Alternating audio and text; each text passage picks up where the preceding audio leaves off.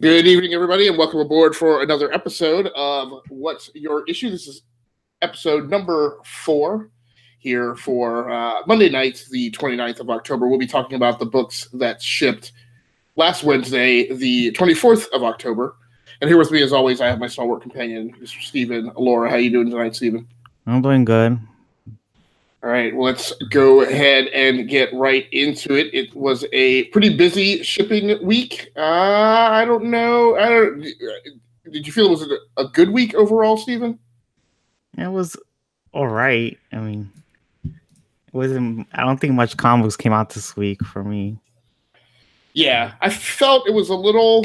I mean, we're going to talk about it. I didn't think it was a great shipping week. It was like it wasn't great this week. It was only a few issues that were good, I think. Yeah, it was. It seems to be going every other week for these last few weeks, where there's a really strong week and then kind of what I would call a weak week. So let's start by talking about the first of those issues in our rundown tonight, Spider-Geddon number 2. Now, I put this issue on the rundown for me, but you also read it, correct? Yeah, I did. So, of course, this was actually one of the ones that I added to my reading list because I pulled it from yours, so we'd have a little something extra to talk about. Now, that all being said, I'll also preface it by saying I've never been all about this whole Spider-Geddon thing, like this Marvel effort to kind of make a Bat Family kind of equivalent in the Marvel universe. But it does feature my favorite villain, my favorite Spider-Man villain of all time, Morlun, who is a John Romita Jr. Creation, if I'm not mistaken.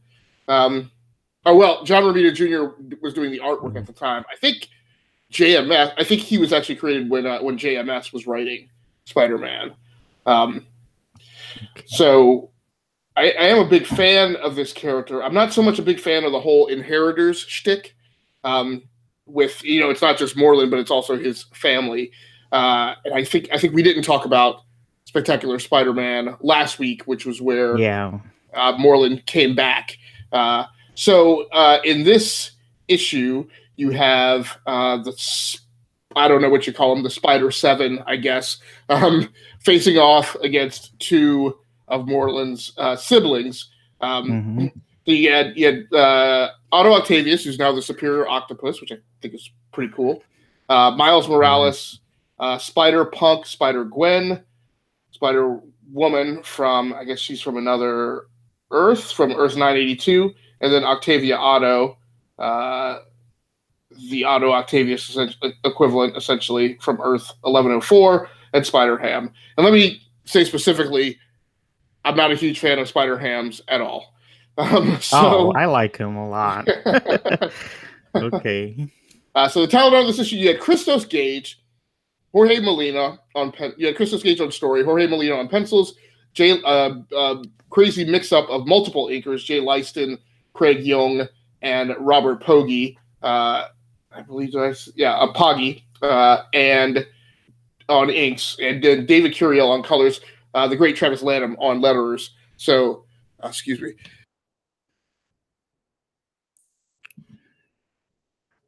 So you really kind of had a tour de force on talent. I'm sorry, my allergies are going off. It's okay.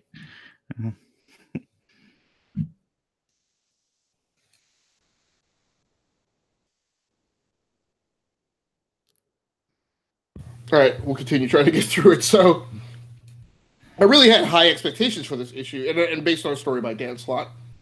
Unfortunately, I just felt like the execution left a little to be desired. On artwork, Jorge Molina's art is always well detailed. I didn't necessarily like all of the shapes that he created. I wasn't super crazy about the way that he drew Miles, and the colors they're very stylized, but they're also very saturated, which doesn't give a lot of room for a ton of variance. I do kind of like some of the specular lighting that they put it in some of the scenes with like the dimensional travel stuff. popping in. It was a really good render. There's one brother of the Inheritors who has become, I forget what they call him, like a weave master or a web master or something. He's taken, I think there used to be another character who was in this position, and I think this guy relieved them on Loom World, Earth 001. But the basic gist of the story is that these Spider 7 show up on one of these Earths, or one of the dimensions where these two siblings of the Inheritors are trying to make their escape. They've also gotten a hold of Otto Octavius's cloning machine, even though the other spiders try to tell Octavius not to build or activate these things, because if they ever fell into the Inheritors' hands, then it would be game over. That is exactly what has happened, and they are trying to resurrect one of their other siblings so that they can make the family restoration complete. There's a lot of arguing here. I will say Christos Gage's kind of humor, which is a little dark humor in this, is kind of spot on. I do like the little bit of bickering that there is, how Otto in the middle of this fight, which is a big fight, because again the Inheritors should be a significant threat. Otto's ego still reigns supreme, and he's concerned about how he is viewed, or the fact that he be regarded as a genius. And so we go through the story of there kind of being this big fight, and then they open a dimensional bubble portal. The other spiders escape. Spider-Gwen stays behind to try and hold the Inheritors in place until Otto Octavius's countdown sequence expires, and this lab of his that they're in self-destructs. So part of my problem with this story is it just falls a little flat when, and it's going to sound like a hypocrite because I'm not a huge Peter Parker fan anymore. Just I'm ready to move on and go to some other stories. I'm not ready for the whole world to be Peter Parker centric. But this story I feel like falls a little flat when you don't have Peter involved. It's like, what's the point if like your lead spider isn't there? And then it gets into this whole subject too of like when you do these events and you have things going on like in 15 different issues, and you kind of require the readers to sprawl pretty widely to get together the whole story together. So there's that. I felt like Miles, who's one of my favorite characters in the Marvel Universe, I felt like his lines and his usage in the story just weren't super effective. I felt he could have weren't.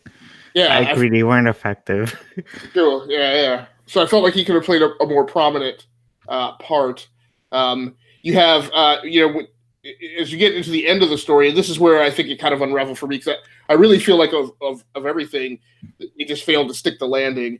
Otto gets back into the Superior Spider-Man costume, which I just like. We had so many years of the Superior Spider-Man with Otto's brain controlling Peter Parker's body. Like this isn't what I want to see resurrected in this, right? I love the notion of Otto Octavius being the Superior Octopus and being in this new green, black, and white uniform. Like that is awesome. And I would like him to stick with that. There's a lot of conversation in this about, should they be killing the Inheritors? Otto's feeling being that Parker, let them live, and that's a severe mistake. And so the spiders are kind of factionalized between some of them who are going off to recruit, heroes who they feel can help them, fight an honorable fight, and Otto and people who have lined up with him who are going off to get people who they think will kill. There's a brief flash to it looks like, it's a Spider-Man. It looks like, and I don't think it's Kane Parker in there. Is that the one that has the Spider-Man outfit from the MCU movies? No. So there's a Spider-Man outfit in here that not from the movies, but I guess from the video game. It seems like the the blue and red, but with the white spider on the chest. Oh yeah, that is from this video game. Okay, right. Yeah. And it's kind of like a cameo. It's like they like Otto has like these monitors up, and he's looking for these spiders to recruit, and he passes by this one Spider-Man variant, and he just goes, huh, interesting, and then he moves on. So it's like it's a nod to the video game, which I guess is fine. But there's a whole thing of like it seems like every time Gwen is utilized in one of these in one of these Marvel Universe sprawling issues, it seems like her shtick is always to sacrifice herself, which feels a lot kind of like how the Flash is used in the DC universe. Barry Allen seems to always be the one willing and needing to sacrifice himself to solve some great, cosmic crisis. But so I was a little bothered by that feeling repetitive, but then it doesn't stick, right? You get to the end of the comic and she's actually alive. She just doesn't know.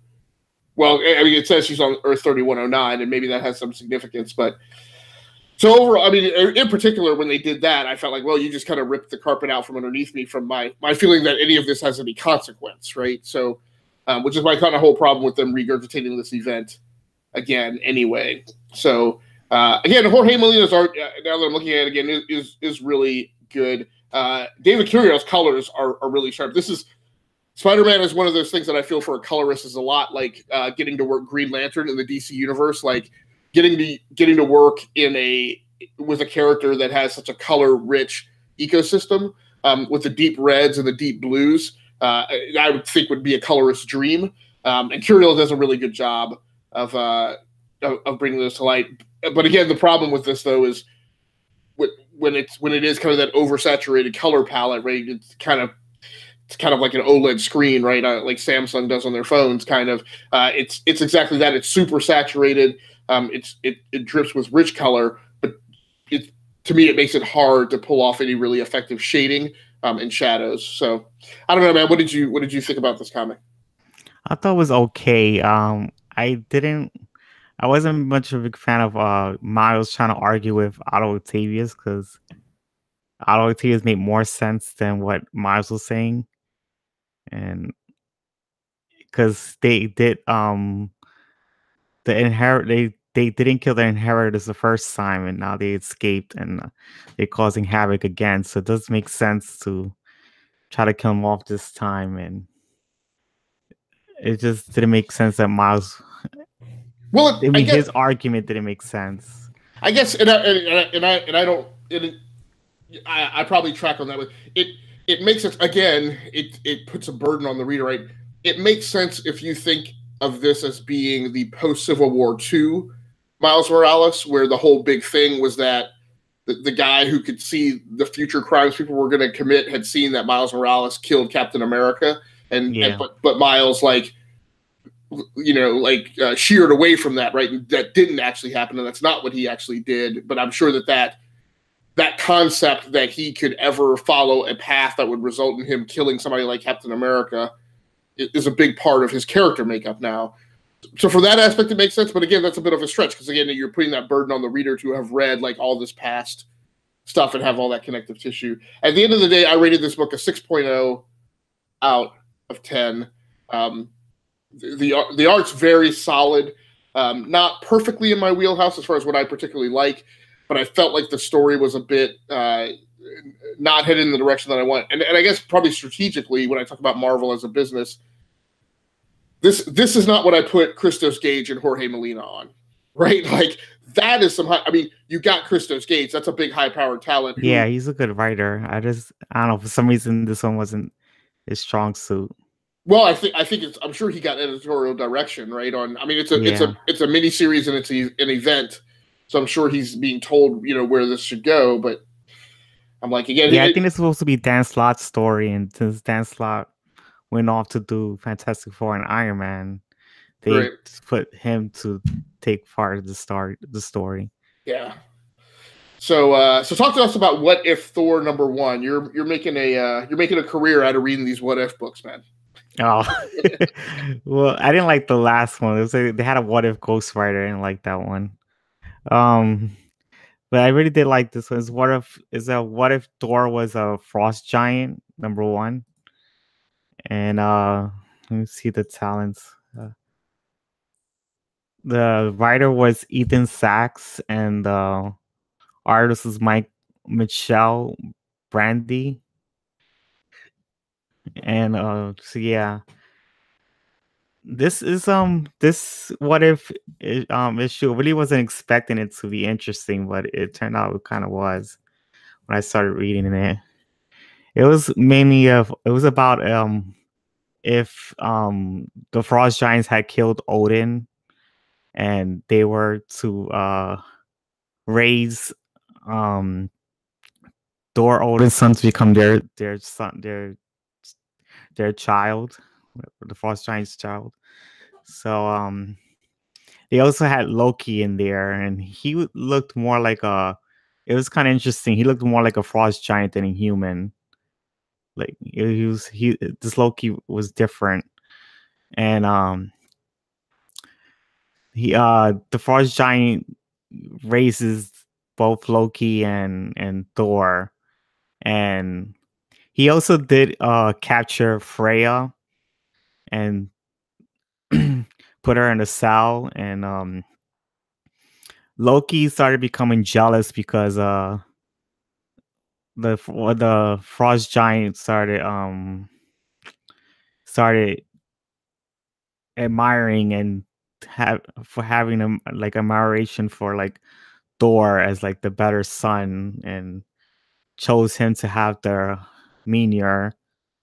And like he was like a it's like more like if Norman Osborn was favoriting Peter Parker over Harry. It was something like that, and Loki was getting jealous, and he went to the prison where Freya was and started bonding with Freya like it was his mother, like what she did in the movie.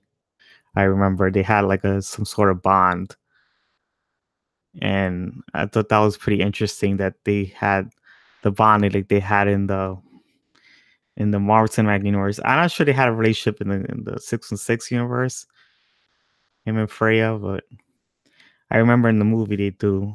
But yeah, so once the Frost Giant, like the father finds out that Loki had ended up freeing Freya, and they had this conflict and argument, and they end up Loki Loki ends up killing the Frost Giant, the father, and I think what is it? So yeah, and Thor ends up accidentally killing his own mother, and it's just Loki and Thor fighting each other, and they decided not to fight each other because they still care for each other, so they went their separate ways.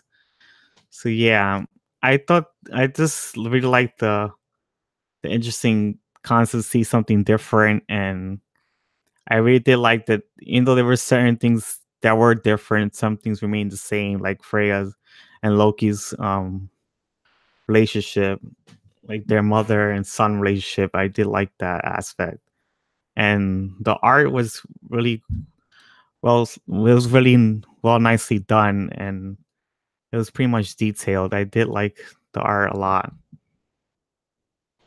And so, yeah, I really did like how this issue was played out.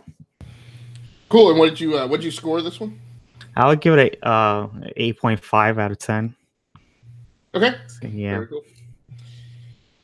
So and I forgot to put in the announcement I need to put in the YouTube video posting.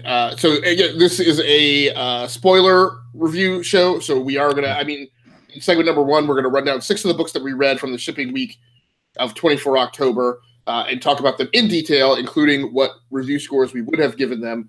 Then we're going to talk about the 2 best comic books that we read this week. So one Steven's best thing he read, and the one best thing that I read, and then we're going to talk about honorable mentions, which would have been any comics that we would have given an 8.0 or above. So let's keep trucking.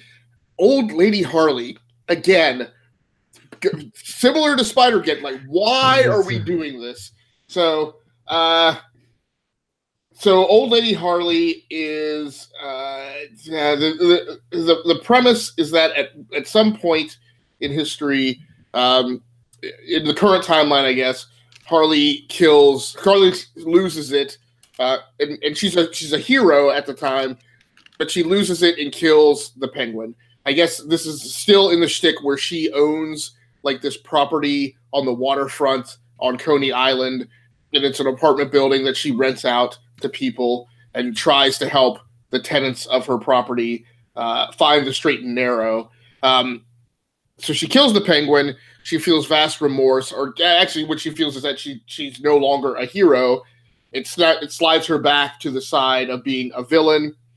She takes off to find herself, wounds up being found by the Joker, and I guess takes off on a life of maybe not necessarily crime, but at least mayhem. We then time jump 20 or years so into the future. They say decades later. I think they say decades later. I don't think they say specifically 2 decades later. They say decades later. And we flash forward to where she is in her present life, running around with a guy named the Red Tool, I think he's called. Yeah, it's Red Tool. Okay, so there's problems I have with this whole thing. It's probably a little unfair because probably this comic was never made for me in the first place. It is a slightly, I guess, satirical take on the character Harley, and almost kind of an Elseworldish tale of exploring, a possible timeline. This is kind of like that Star Trek episode where you see them pop into another dimension or go somewhere else in the timeline, and they see themselves, and they aren't quite the same people that they've actually become. But at the end of the day, it's a throwaway story because it's a tale of what could happen. It's not really in continuity. So the talent on this issue is Frank Thierry wrote the story, Inaki Miranda on art, Eva De La Cruz on colors, and Dave Sharp on letters. We're going to see Dave Sharp on letters a number of times in our reviewed rundown this week. Man, this issue kind of didn't do a lot for me. There are some neat little kind of things, like they, I guess in the future, they have cloned Cat Grant. And so Cat Grant basically does all of the news on all of the news networks. And so as the person is channel surfing, watching the news, it's either one network and it's all Cat Grant, or it's multiple networks with Cat Grant clones covering all of them. But she's in various situations. Apparently zombies are a thing in the future, as you would think that they would be. So zombies are brought up a couple times. I will say, the artwork the artwork is good. There's one scene here on this again, kind of on this warehouse, in this warehouse district on Coney Island, which has this beautiful black background. I guess that's De La Cruz doing the colors, and the scene of Harley choking the Penguin to death. Good emotes in the face as she's kind of horrified at what she's done. And then what I really love is there's a whole page of horizontal panels where it's black and white, and then the only color you have on the page is the red parts of Harley's outfit and the backgrounds of the lettering box. Again, Dave Sharp doing a great job on lettering across a couple books this week. And again, great emotes on Harley's face in the bottom panel. But then it's just kind of a little. There's a certain style of book. A lot of times, a future apocalyptic book has really great art, but it's just art displaying chaos and randomness and like broken civilization, and it's hard to grasp how good it is just because of the types of scenes that are rendered. And that's kind of where this is a little with Miranda's art. There's a couple opportunities to do some creature work because, again, it's the future, so you have a lot of kind of monsters. It's not really particularly great creature work in comparison to a lot of the other artists that we've seen, particularly in the last few years with a lot of the monster comics that have come around. We talked a few weeks ago about when I think DC does these kind of goofy one-liners that reference Marvel characters, which shouldn't exist in the DC universe. And then you go back to these time periods where there's a discussion that's like, well, back like in the 70s, where like Marvel and DC would kind of nudge each other until everything got corporate and the lawyers came in. And now, you know, there's extreme prejudice rendered, you know, for anybody who, you know, sullies anybody's IP.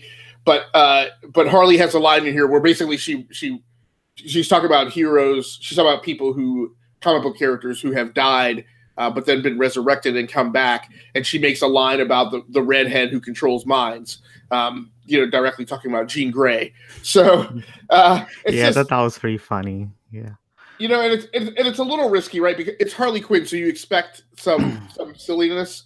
I will say, you have Azrael show up later in the book, but it's an Azrael clone, so there's a big fight. Fight choreography wise, again, it's hard because I think it's deliberate, right? You have so many clones on screen that you really lose track of the action, and you can't really tell what's going on. And again, it's a typical theme on this show, where we ding artists for like nonsensical fight choreography, where you have kind of the goofy 1970s comic book thing where, you know, from one panel to the next panel, the two combatants seem to have gotten into a position that you're like, how in the hell did they ever get to that position from like where they just were? This one, you kind of lose the thread on the combat. So, but again, I think it's intentional, but I struggle with it. But I think what is cool at the very end is you have Batman Beyond show up. Now, I don't know which Batman Beyond this is. I personally like the variant of Batman Beyond where they put Tim Drake in the suit, you know, in the future. But this may also be what's the actual guy? Terry McGinnis. Terry McGinnis, right? Yeah. So you think it's either Terry or Tim. The other possibility is that it's possibly Bruce, because there's lots of references to basically that Bruce has kind of become the ruler of Gotham, and has eliminated all crime. So it's just a book that I'm like, I don't know that it goes anywhere, and I don't know why we're doing it, and I don't know why I would care or why I would be interested. Again, I try to not malign comics too much for how I feel about the book strategically in the greater continuity of the DC universe. But as far as a Harley Quinn story, old Lady Harley isn't significantly different than like present day Harley, and if that difference isn't there, then I don't know why we would tell this story. I don't know. Did you read this by any chance? Yeah, I did. I just didn't enjoy it that much. It looked like it's just. I think it's gonna be a jab at Marvel's Old Man Logan. Right. Yeah, if they're kind of if again if it's satire, right? If they're deliberately poking fun.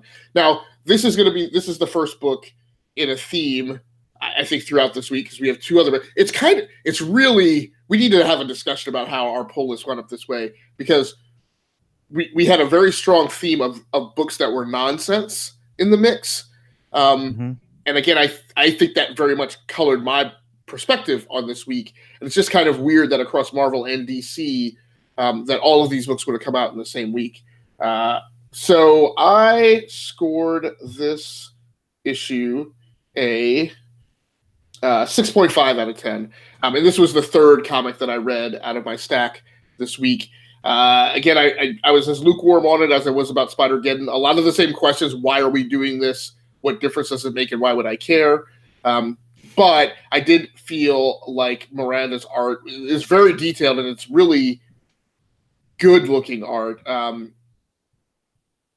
You know, and again, that artist, and I'm saying that artist, and I don't know if this is a man or a woman, but they were definitely contending with some scenes which are not your typical superhero capes kind of scenes, right? She does a lot of post-apocalyptic backgrounds and things like that. But then they also have to handle the superhero capes and tight stuff. So that was a little. Molina had to handle some weird backscapes as well. But just as I finished each issue, you know, I felt like I was more impressed by Miranda's art on old Lady Harley.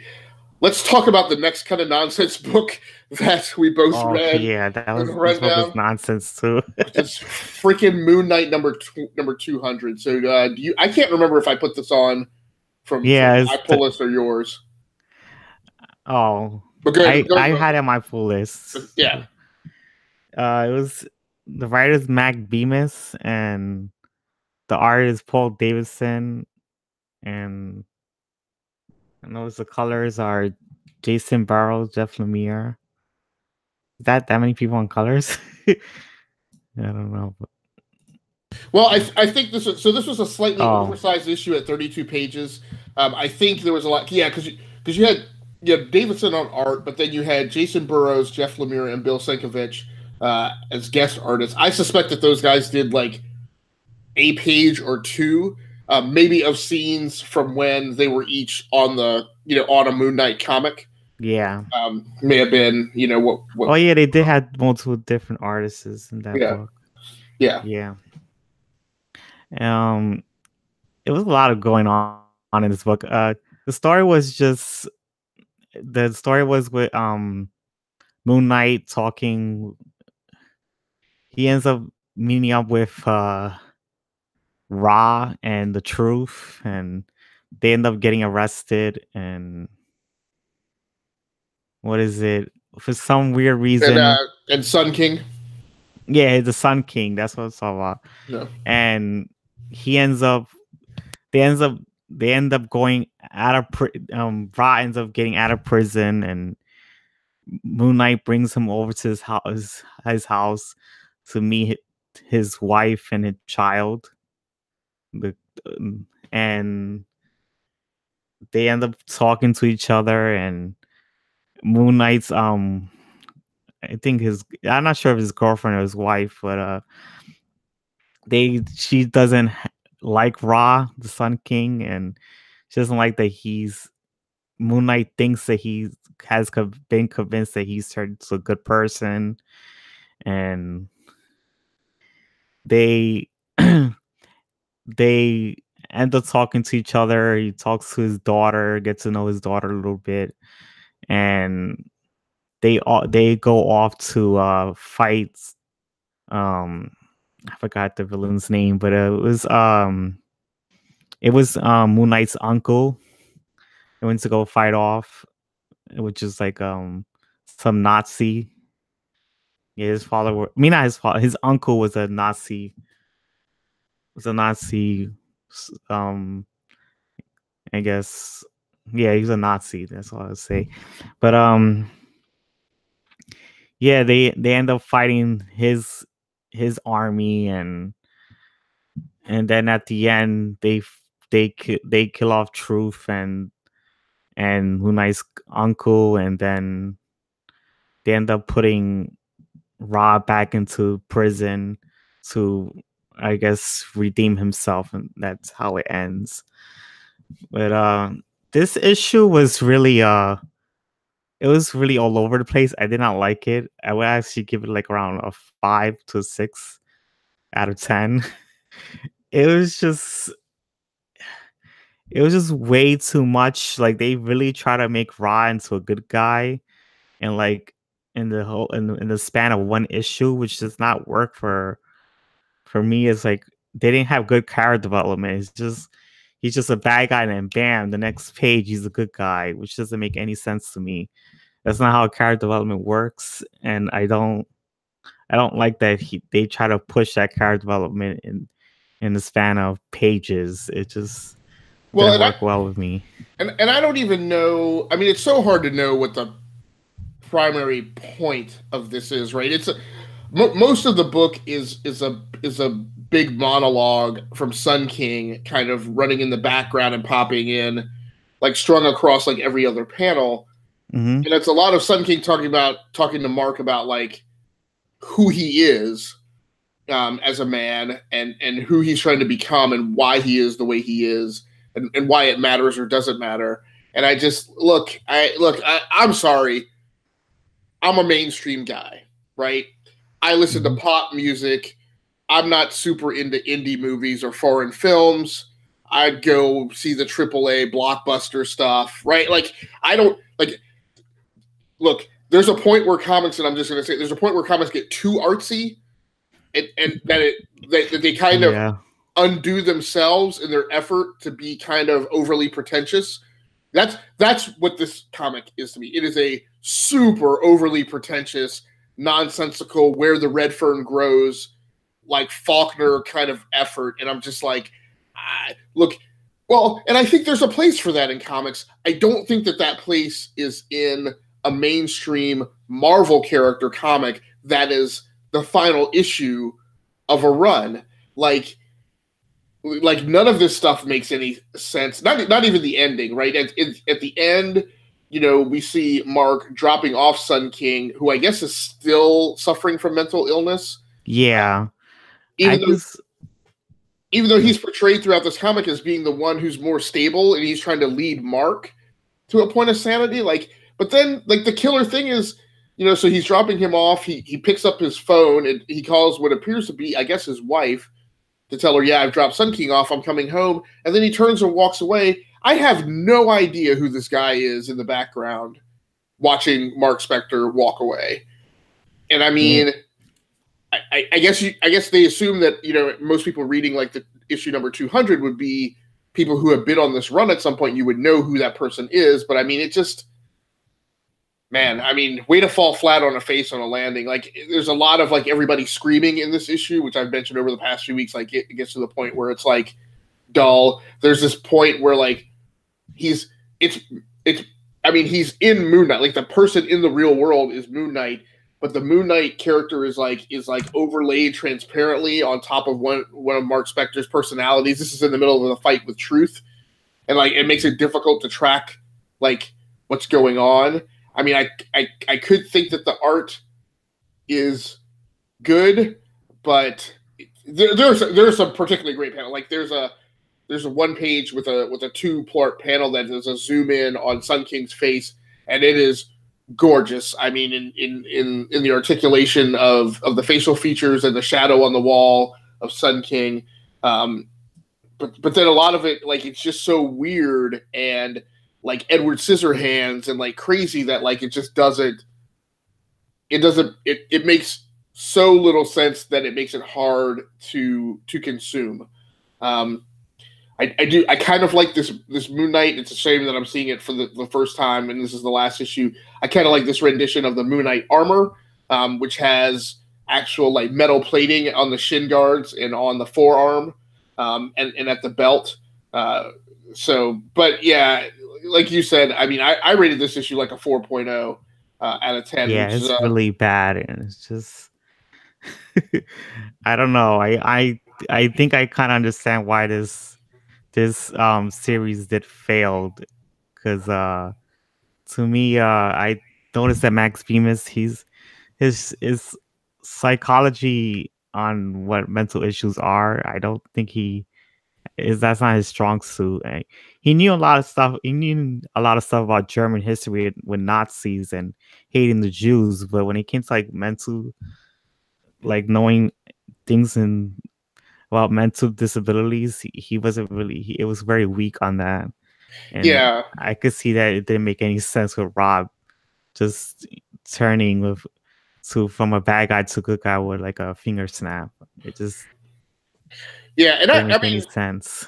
And I'm not qualified to say how well he handled the mental illness. I think from that aspect, this was a good book to have in the world. But again, this is one of my quintessential problems with Moon Knight, and it's a shame because Moon Knight is one of my top 2 Marvel characters ever. But the problem is that whenever they have tried to make this topic of Mark Spector and his split personality, first of all, I think that mental illness story, I don't think it can go on as long as that they have made it a shtick, right? At a certain point, I don't know that that's a comic to read in perpetuity, right? Over these, at the end of the day, these comic book characters live forever, right? And I don't know that that's if the story is just constantly recycling him back through treatment, then the character, if he has a debilitating mental illness that can never be cured, then the character can never progress. Mm-hmm. And it's, unless you kind of beautiful mind it, right, and give them an exit strategy in a place that they can evolve to, then you're really recycling the story in a way that only gives you can't vary. So, yeah, Man, yeah, that was a rough one, and it's a shame because again, you have a lot of talent on this issue, right? You have Jeff Lemire, you got Bill Sienkiewicz out of retirement, right? So yeah, it's just rough. And Yeah, you know, not a horrible comic, just not the thing that I wanted to see I on release. think I think Jeff Lemire was better on Moon Knight than Max Bemis, to be honest. Yeah, I can definitely see that. And Lemire followed up Warren Ellis, right? Yeah, he Yeah, did. yeah. I mean, you talk about a tough act to follow. Um, so let's go ahead and move on and talk about the Sentry number 5. This is yet another book and the last one in the review segment that is just kind of about crazy and dealing with like mental illness, not necessarily either mental illness or just crazy off the track like perceptions of reality. I guess I will say. So on the Sentry number 5, you have Jeff Lemire writing the story. We're getting a lot of Jeff Lemire this week. Joshua Cassara on art, and that's a big thing that I want to talk about. Rain Barreto on colors and Travis Lanham on letters. Great Scott, the flippin' art in this issue is absolutely flooring. Like, I don't think I've ever read anything with Cassara on art, and this is like graphic novel quality art in this. To me, it's absolutely amazing. In particular, the depth and the richness of the colors that he puts in. But again, unlike Spider-Geddon, it's a depth and richness of colors that doesn't lean on the oversaturation and the kind of the glossy effect. Right? Spider-Geddon looks like I don't know if you ever read physical issues of comics.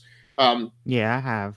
Okay, but so there was a point. Well, in the 80s, the glossy page thing was a special printing technique, and those books were more expensive. And actually, Marvel and DC didn't do them in their regular ongoings. They only did them for like special event comics or like an oversized issue. So they were something special to get a hold of. But then there was a transition where all the comics went to that glossy print. And it was one of the periods where the price of comics increased at the time. Spider-Geddon, even though I'm reading it digitally, like feels to me like a glossy page comic from like the late 80s, early 90s, or maybe that was late 90s that transition was taking place. This feels like it kind of doesn't lean on that as well. You get Billy, who's the arch nemesis of the Sentry, is in this issue having lost an arm, so he's fighting the Sentry one-armed. This is a slightly new or different costume for the Sentry in the deep red, whereas typically he's been in like the mustard yellow. I think the Void took over him because he didn't have that last issue. Okay. This issue, the Void took over him. And that's the mainline part of this new costume, I think.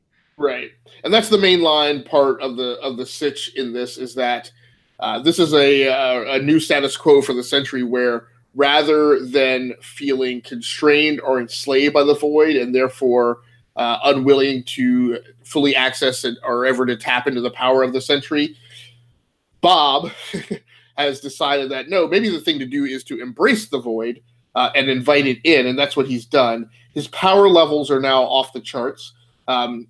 It's very interesting.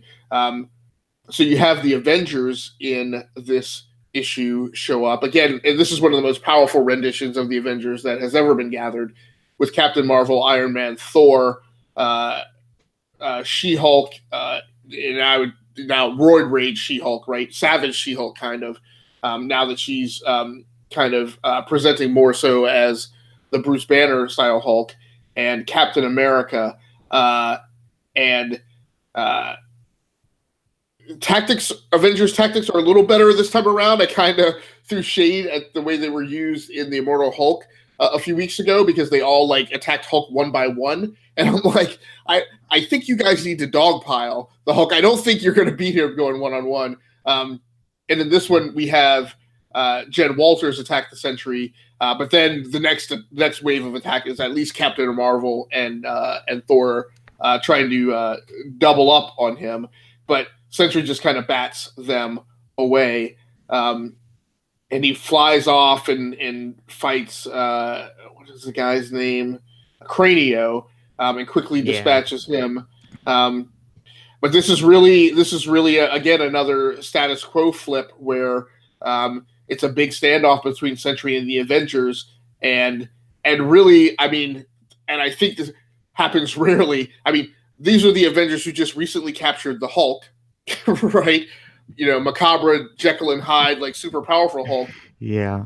However, in this issue, the Sentry just basically stares them down and says, "You're not. I'm leaving." Right? Yeah, he You're just not. bounces. He just Yeah, leaves. yeah. It's Which I just think, so weird. which I think is really representative of his power level, and to me, it's an excellent, it's excellent scripting by Jeff Lemire. You know, basically saying here's a character who is badass enough that he basically even gets the Avengers. And this is an Avengers led by a hot-headed Captain Marvel who basically refuses to stand down to anything. And he basically just stares at them and tells them to stand down and then takes off. What's really weird to me strategically in the Marvel line is this was a 5-issue run.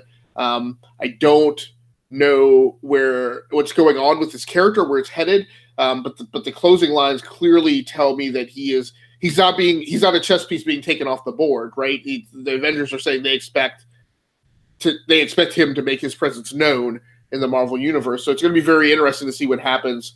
What I haven't been keeping up with is there's this whole thing. I know that there's stuff going on with Thanos in the Marvel universe. They've resurrected the Infinity storyline in some ways, and I wonder if this is positioning Sentry to be an opposing force to Thanos. I don't know, but I suspect that sometime within 12 months we will be re-exposed to the Sentry at this power level, who will kind of come in and tip the balance of power in a major event. I don't know, did you read this issue? Yeah, I did read this issue. I think I was supposed to be reviewing it, but Oh, I sorry. know it's okay. Now that we read so much of the same stuff this week that I'm like, I've lost, because I didn't put our Oh, you name. lost track. Yeah, It's sorry. okay. But yeah, I thought this issue was all right. I just noticed it was going everywhere. It was just like Moon Knight and Sentry was like, lucid dream. I mean, like some weird high, like you're high on drugs kind of dream. Yeah, yeah, it's a thing you read after smoking a bunch of pot. So, but let me ask you though, I felt as I read this issue, and I read this was actually the last issue I read in my stack. Sorry. Yeah. So I came to this issue after having to suffer through Moon Knight, and Old Lady Harley, and sorry.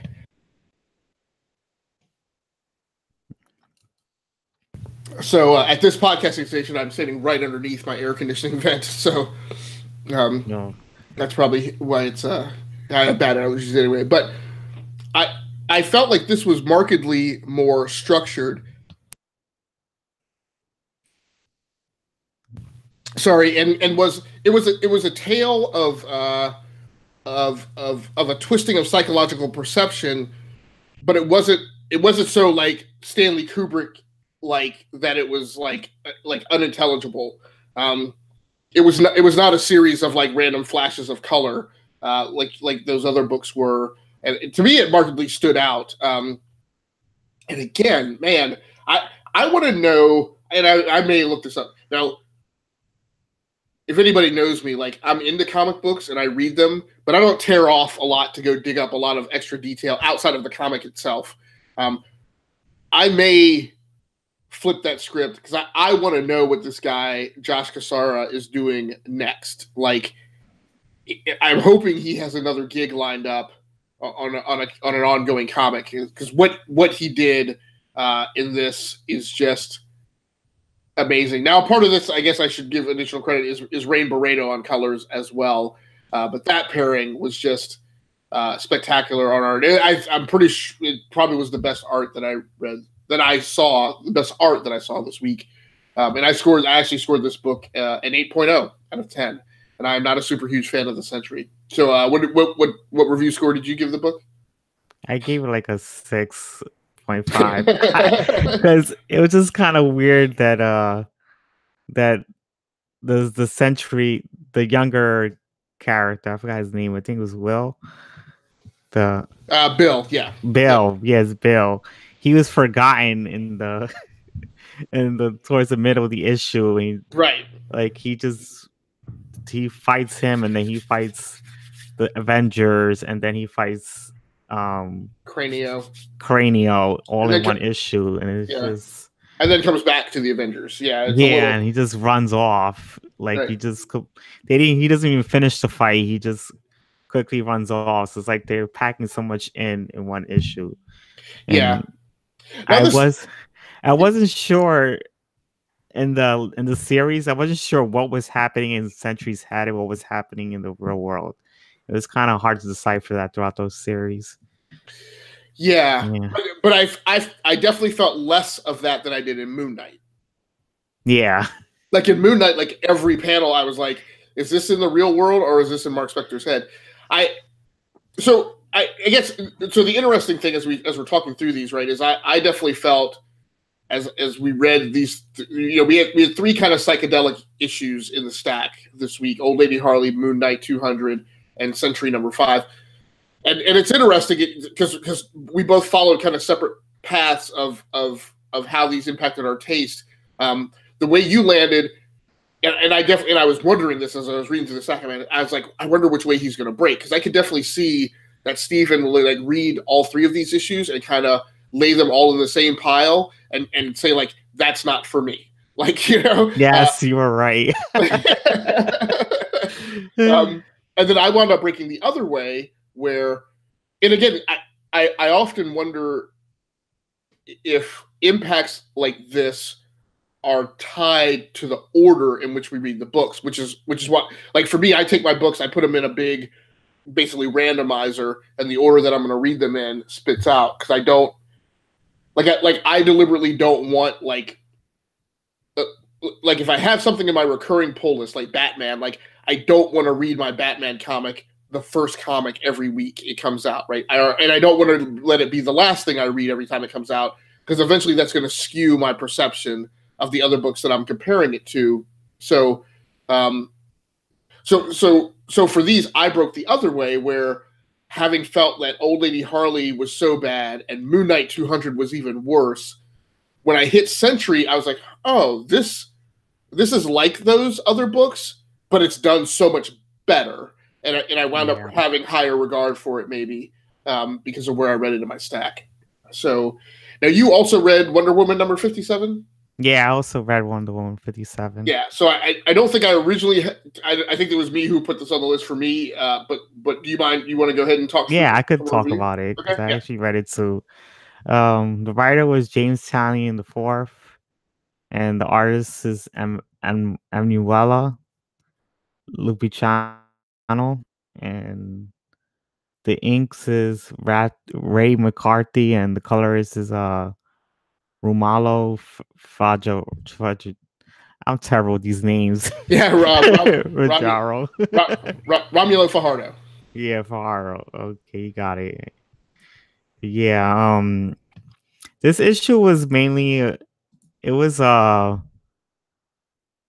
Wonder Woman in the she goes to this like alternate dimension, like she's in the moon, but like some alternate dimension that she's like in the, I guess, in the minds of the witches. I don't know what is this, like some weird alternate dimension, some mindscape thing. So this is it's I'm realizing as you're talking through it, I'm like, this issue might have been as psychedelic as the other three that we talked about. Yeah, it is kind of like that too.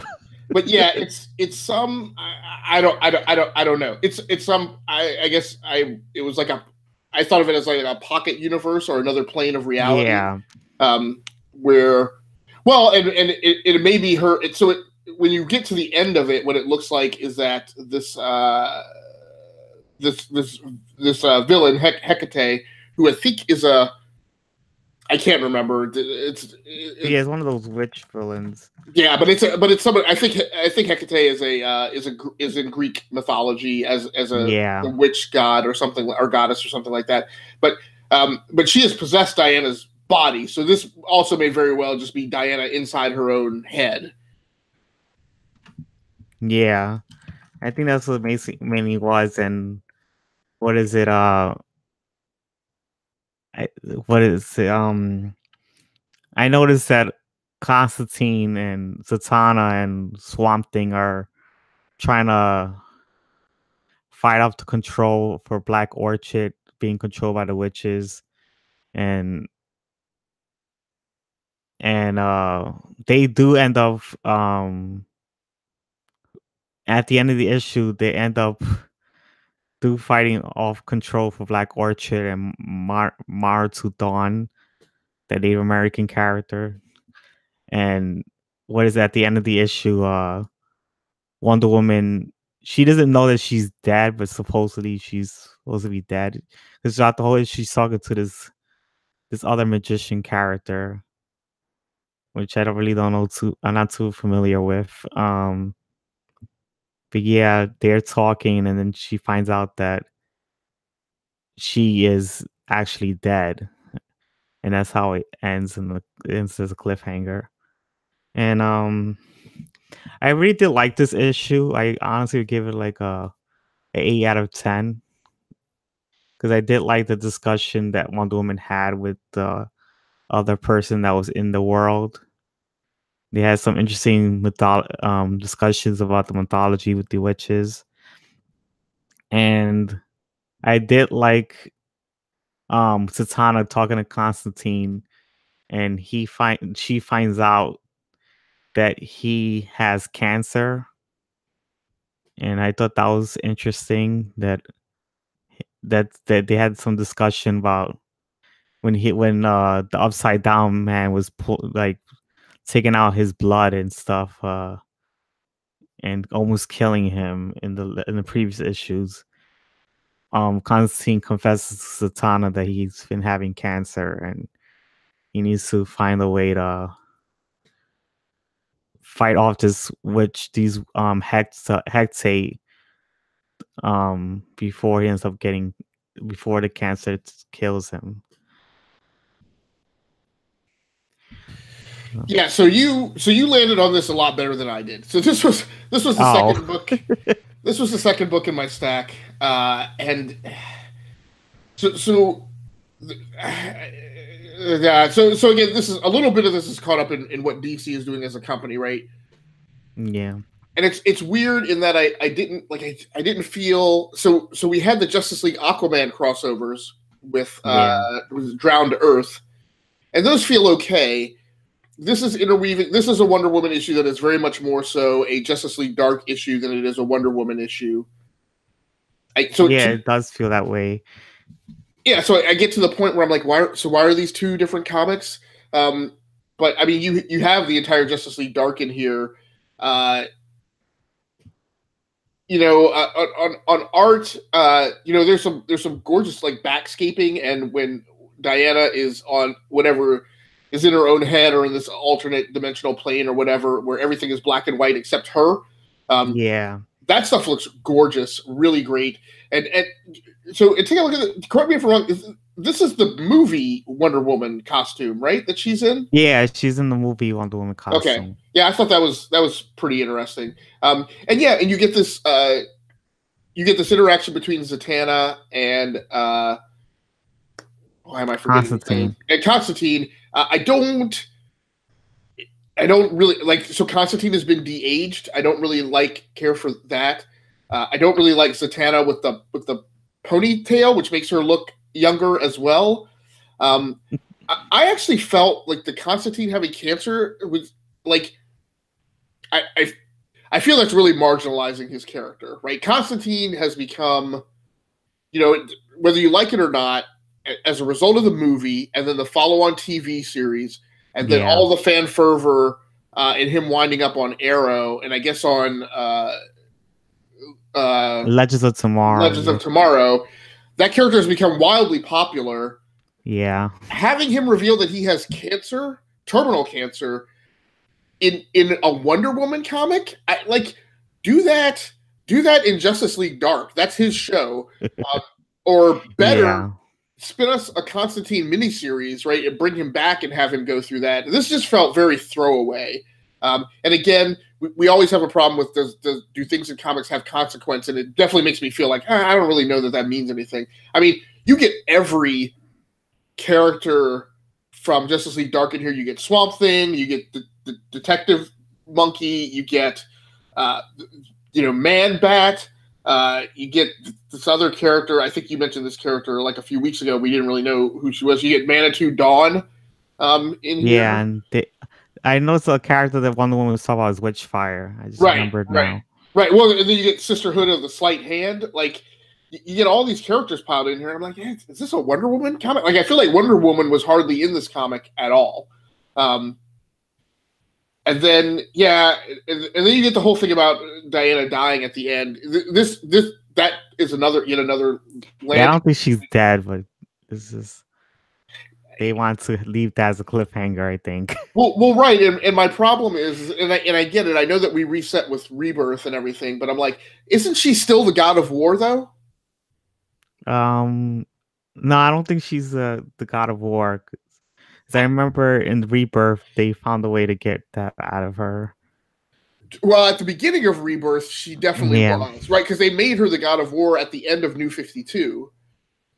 So I don't know. I just again claiming that Wonder Woman is dead when we know that Justice League just rebooted with Scott Snyder and is I can definitely know that Wonder Woman is not dead. Yeah, I mean, like, why they just want to suspense that without even for no reason. So I personally rated this comic a 6.0 out of 10. It was really disappointing. Wonder Woman to me, I haven't always stuck on her ongoing, but she's one of those characters that I have often gravitated towards. When her ongoing constantly struggles, with sales. But I love how she's used in the DC universe, where like she's the one who kills Max Lord, and even in the Kingdom Come issue, right? Like she's the one who gets like the extreme measures that need to be taken. When while Clark and Bruce are arguing ethics and morality, right? Wonder Woman is like rolling out to get things done. Same thing in Identity Crisis. So I really like that. But like this, I was really looking forward to picking up a Wonder Woman comic, and I was not thrilled. And at the end of the day, I was really not thrilled with it because it wasn't a Wonder Woman comic; it was a Justice League Dark comic. Because it's a crossover with Justice League Dark, and that's why they did that. Yeah. So we are definitely running over time, I think in a good way. I think we've had maybe one of the best discussions we've had in the review segment this week. But let's quickly talk about the best thing that we each read this week to Bitra. Steven, what was your best thing that you read this week? And tell me a little bit about the comic. The best book I read this week was Star Wars Aphra number 25. The writer was Simon Spurrier, and the artist was Kevin Walker. So yeah, I really did enjoy this issue. It's about Dr. Aphra trying to escape the prison planet that she's in, and she Darth Vader's after her, and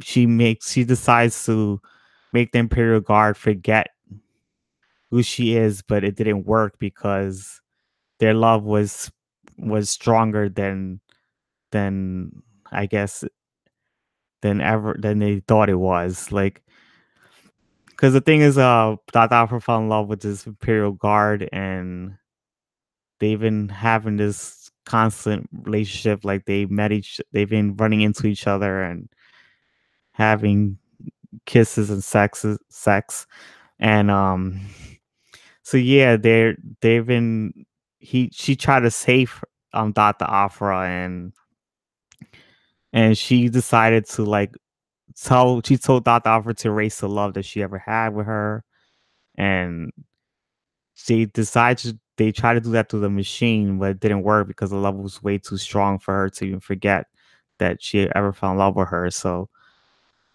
Dr. Aphra ends up leaving, but she ends up the Imperial Guard ends up trying to fight Darth Vader, and Sana, one of I think Han Solo's ex-girlfriend saves her, and Dr. Aphra meets up with this alien that was with her in the prison, and finds out that the alien tries to put her and Triple Zero's minds together, like not like trying to like put he ends up knocking out Dr. Aphra, and then he puts a bomb in Dr. Aphra's head, and he puts a bomb in Triple Zero's head. So if they are like feet away from each other, they'll both end up dying.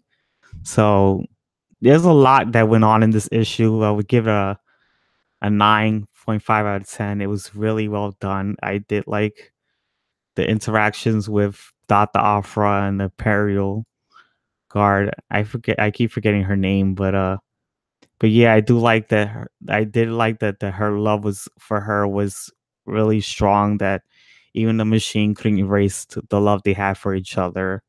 I thought that was interesting, and I also did like the darkness of finding out that Dr. trusted this guy in the prison, and finds out that this person was someone else, and he put a bomb in both Triple Zero and Dr. Aphra's head, and it's just kind of messed up because Dr. Aphra hates Triple Zero. He's been trying to kill her throughout the whole entire series, and now she's stuck with someone who's trying to kill her. And I thought that was crazy. Did you feel that cut too close to like Suicide Squad? Yeah, it does feel like Suicide Squad because now they both have a bomb in their brains. Right. So now they can't separate each other, and she hates this guy with a passion because the guy Triple Zero is trying to kill her. Oh, it's a bomb where like if the two of them get too far apart. Yeah, they end up both dying. Okay, all right. There was a movie like that, like back in the 80s. It was like a thing where like prisoners were put together in pairs, and then they all had collars, and if you like got too far from like your partner, then your collar would explode and blow your head off. So I can't remember who was in that movie. But now is Dr. Aphra one of your regular recurring pulls? Are you reading that every month? Yes, I read that regularly. Okay. I really like the series. It's Kieran Gillen does he was writing a series before. He created that character, and right. So when he gave it to Simon Sparrow after he started writing Star Wars. Okay, because he created Aphra when he was writing Darth Vader, right? Yeah. Cool. She was a very popular character that ended up getting her own spin-off. Yep. I definitely remember that. So my comic for the best thing that I read this week to Bertra is Titans number 28, which is not one of my regularly recurring pulls. Written by Dan Abnett, art by a very, I guess I would think is a very popular. I mean, a guy that's maybe coming into his own after doing a lot of work in comics, like Clayton Henry. On art, Marcelo Maiolo on colors, and then Dave Sharp again on letters, doing great work. So one of the reasons I liked this issue was probably predominantly for a bit of the plot. Right, this is a getting back together of the band. We had a little bit of this effect going on in Justice League Odyssey, right, where you have a reuniting between Cyborg and Starfire, even though continuity is kind of broken and supposedly they haven't worked together before, but clearly in Justice League Odyssey, the two of them know each other very well. In this issue, we bring back Aqualad, who now is referred to as Tempest. There are a couple character design things I don't like here. Like they've done something with Raven, where she's not like the dark, like sullen, angsty character that she has historically been. Again, she looks kind of de-aged and she actually looks like a teenager, while the rest of the Titans appear to be like in their like mid to late 20s. But we get a very warlike Aqualad, which I really like. Right, kind of taking on the same thing that you would expect from Arthur Curry if his homeland of Atlantis were under attack, and that's kind of what I feel like Tempest / Aqualad here emotes. A lot of good facial work by Clayton Henry. showing the emotion and passion of I was about to say of the Avengers, of the Titans. I love Marcelo Maiolo's colors on this, particularly when he gets a hold of Miss Martian.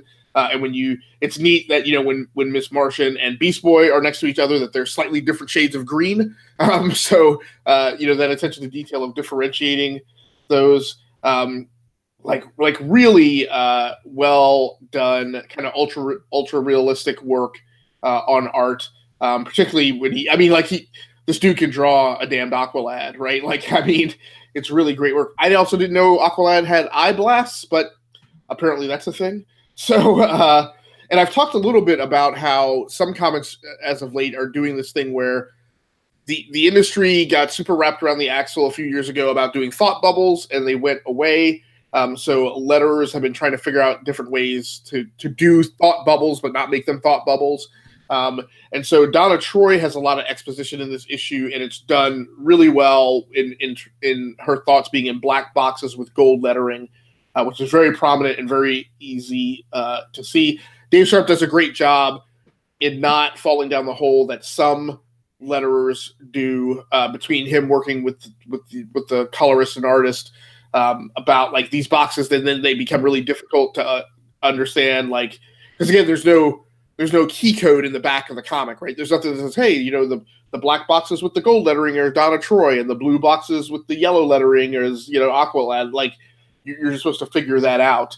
In this issue, they go and attack what apparently is an invading fleet. Again, this is part of the Drowned Earth storyline. It is another prelude. It's a Drowned Earth prelude, similar to which one was the prelude? Was Aquaman a prelude, and then Justice League was the formal start of Drowned Earth? I think they're all preludes, and then okay, and then the next the next issues will be the actual start. Right. Yeah, so they had 3 preludes. Yeah, so we go through this reunification, and there's this discussion, these asides between Aqualad and Donna Troy about Nightwing having been shot and Roy Harper having been killed in the pages of Heroes in Crisis, and Donna admits to Aqualad that she hasn't told the rest of the team about Roy Harper yet, because she just doesn't want them to deal with it right now. She wants them to stay focused. So they take off and go attack this invading fleet, which I think comes from the I forget what they're called, the triumvirate of Sea Lords, which are the big bads who are behind Drowned Earth.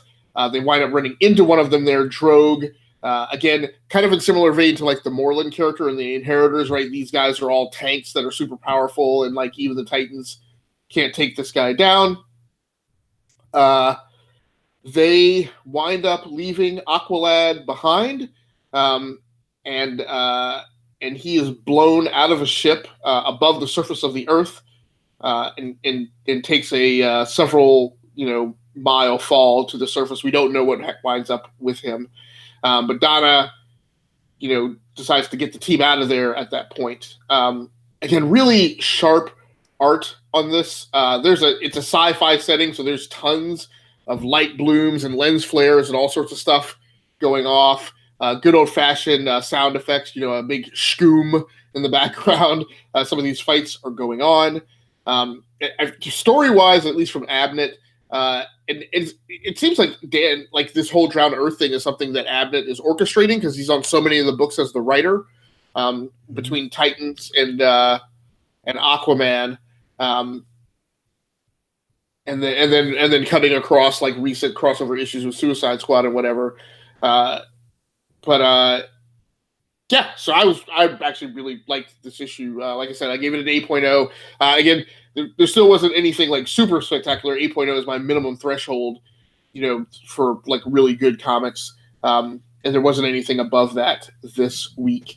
Why don't you give me your rundown on your honorable mentions? Again, we're going really long tonight. All right. My honorable mentions is Batgirl number 28, The Silencer number 10, the Terrifics number 9, Return of the Wolverine number 2, and Spider-Gwen Ghost Spider number 1. That's it. And then my honorable mention from my stack was the Sentry number 5, which we talked about earlier. So go ahead and run me down through your. So that wraps up our coverage for the books that we read that shipped the 24th of October. Let's quickly do the rundown for what we're going to be reading in the upcoming week for the books that ship the 31st of October. So you kind of get a heads up on what we're going to be talking about on What's Your Issue, episode number 5. Steven, take it away with the rundown of your upcoming pull list. I'm gonna my pull list is Old Man Logan number 50, which is the final issue. I'm definitely gonna be reviewing that next week. Then there's Extermination number 4, Old Man Hawkeye number 10, Justice League Dark and Wonder Woman The Witching Hour number 1, and Justice League Aquaman Drown the Earth number 1. Yeah, so we should mention, listen to this rundown with an eye towards the fact that that next week is a 5th week. I mean, this week is a 5th week. So there's not a ton of books. Well, theoretically, there's not a ton of books shipping, but Marvel is shipping a crap ton of books, but they're all like not like mainstream continuity things. So there's actually a bunch of surprisingly, there's a lot of things to pick from this week, but in some places you get into tight corners where, as a result, I will also be reading Justice League Aquaman Drown Earth number 1 because none of my DC books that I normally read are shipping next week. So I'll be reading Justice League Aquaman Drown Earth number 1. I will also be reading Justice League Dark and Wonder Woman The Witching Hour number 1. I'm going to pick up West Coast Avengers number 3, which is an old callback to one of my favorite comics of the 80s. But I have not had time to show that any interest in its reincarnation, so I will check that out. Despite having an incredibly low opinion of Black Panther number 3 or 4. I think you picking that up again. Yeah, because remember, I specifically said I normally don't eliminate a book from contention until I get 2 drop-in issues that, like, I'm like, okay, if that comes up out of the randomizer as like another drop-in issue, I'm just not reading it. And I said the last time Black Panther number 4 was bad enough that I wasn't even going to give it the 2 issues. I'm going to go ahead and give it the 2 issues, but also partially because it's a 5th shipping week and there's not a ton else to pick from, right? I'm going to go read Uber Invasion number 17 from Avatar Press. Avatar Press is a small publisher that publishes a lot of books from I can't remember the name now. I don't think it was a Warren Ellis book, but there was a guy who started off the man, now I'm losing track on it. But it was like an ultraviolet comic that spawned a few variants, and that was kind of the shtick of Avatar Press. But they also do this war comic oriented series of books. And they come and go, they go on hiatus, and then they bring them back. So I'm going to go read Uber Invasion number 17. From your pull list, Stephen, I'm going to also read Extermination number 4 and Old Man Hawkeye number 10. So those are the issues that we'll be talking about next week. Again, we triage the agenda right up until right before showtime. So that is the global list of what we'll be picking from. Again, we will be doing a review segment covering 6 of those comics. Then we'll talk about the 2 comics that were the best thing we read that week for each of us, and then go on to talk about the following week's we'll talk about honorable mentions and then go on and talk about the following week's pull. So, Steven, anything else that you wanted to go over tonight? No, there's something else. All right. So thanks so much. I apologize that we ran a little bit long, but I think that's because it was kind of a weird week that we really had to parse and decompose throughout this discussion of all the psychedelic books and comics of questionable points of perspective and perception. So weird that the industry just kind of coalesced around that theme in one single shipping week. So thanks so much for joining us for this episode of What's Your Issue. Again, we are seeing the uptake on YouTube, on SoundCloud, and on Pocket Cast. The interest has been amazing. I'm absolutely flabbergasted. On iTunes as well, because Steven then takes the show and distributes it on iTunes. We are really appreciative that there's such an interest in listening to a weekly show covering comics, and not just Marvel and DC, but also the tier 2 and tier 3 pubs, and every once in a while an indie. I couldn't thank you guys enough for listening in. If you want to get in touch with us, hit us up on our Twitter account at E2KG Network. That is probably the best way to get us feedback or ask us any questions, or give us a comment that you want us to both take a look at and talk about in the review segment, or just as an additional aside in the rundown. On behalf of Gearworks.com, the E2KG Network podcasting channel on YouTube, and the Rounding Off Infinity Gaming channel on YouTube, and my co-host Stephen Laura, my name has been Agasically Stamus. This has been episode number 4 of What's Your Issue, recounting our perspectives on the books that shipped the 24th of October. We look very forward to seeing you guys for episode number 5, where we will talk about the books that will ship this week on Halloween, actually. So until next time, happy hunting. Take care of yourselves and stay safe out there. That's going to do it for us. We're out. All right.